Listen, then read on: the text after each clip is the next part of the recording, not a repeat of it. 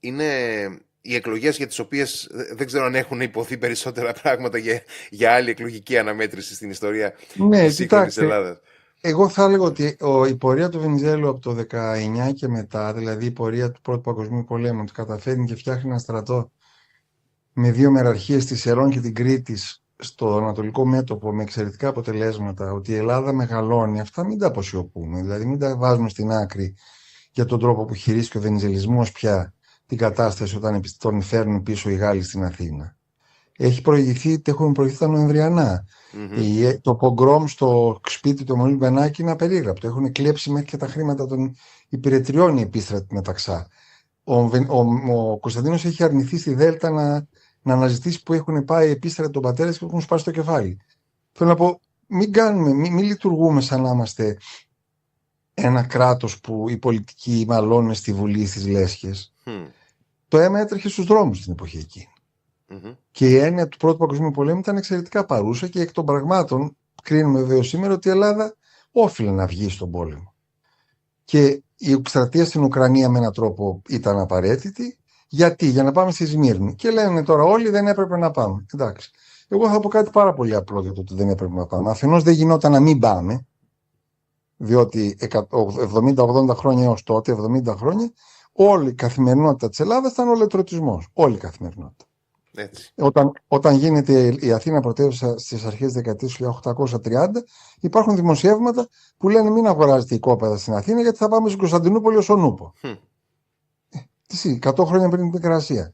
Τι συζητάμε. Πάει όμως ο Βενιζέλος στην Μικρασία. Πάει με τη συνθήκη των Σευρών.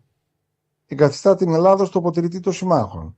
Το δράμα το μεγάλο για μας είναι ότι πηγαίνουμε εκεί μετά τον πόλεμο, όταν δεν μας έχουν πια ανάγκη. Και βεβαίως όταν πάμε εκεί και εγκαθιστάμεθα, ούτε οι Άγγλοι, ούτε οι Αμερικάνοι, ούτε οι Γάλλοι, ούτε εμείς έχουμε υποψιαστεί την εξαιρετική δυναμική του ηγέτη του Κεμάλ, του Μουσταφά Κεμάλ. Κανείς δεν το έχει φανταστεί. Ότι θα μπορέσει να ανασυγκροτήσει ένα έθνος εναντίον ποιον, ούτε αυτό το λέμε, εναντίον των Ελλήνων.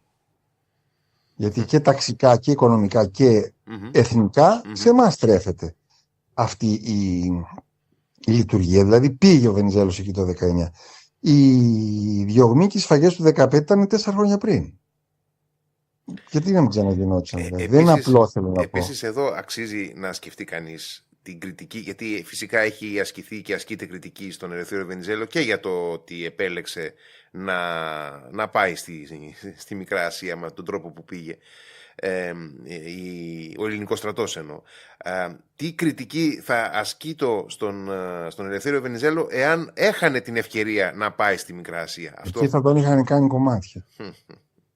Αλλά προσέξτε κάτι. Πάει στη Μικρά Ασία. Κανείς δεν του λέει να μην πάει τότε, βέβαια, να το πούμε κι αυτό. Εντάξει. Πηγαίνει και παίρνει την εντολή από τη συνθήκη των Σευρών να έχει ένα βάθος και ένα πλάτος η ελληνική παρουσία 50 χιλιόμετρων, βάθος και πλάτος. Τα 50 γίνονται 100, κάπου γίνονται και παραπάνω.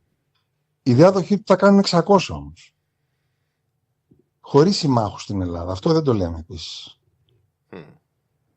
Θέλω να πω, χωρίς να είναι πεισμένοι οι διάδοχοι του για μια εκστρατεία, χωρίς να έχουν το σθένος, χωρίς να έχουν την υποστήριξη των Αγγλογάλων, προσχηματικά και αυτοί αποσυρθήκαν και συνδεθήκαν με τον Κεμάλ γιατί ήταν προτιμότερο. Και λόγω των Σοβιετικών, τα 100, τα 70% τα κάνουν 600. Συγγνώμη κιόλας δηλαδή. Θα κάτσουμε να λέμε το Βενιζέλο που πήγε το 19 για την καταστροφή του 22. Για το όνομα του Θεού. Δηλαδή και το θέμα, ξέρετε, η ρευστότητα στην πολιτική είναι τεράστια συζήτηση. Προφανώς η καταστροφή ήταν απερίγραπτη, προφανώς ο ξερισμός των Μικρασιατών ήταν εδώ και θα πω κάτι πολύ σκληρό και πολύ απλό. Γιατί οι Μικρασιάτες ψηφίσαν Βενιζέλο αφού δεν έπρεπε να πάει?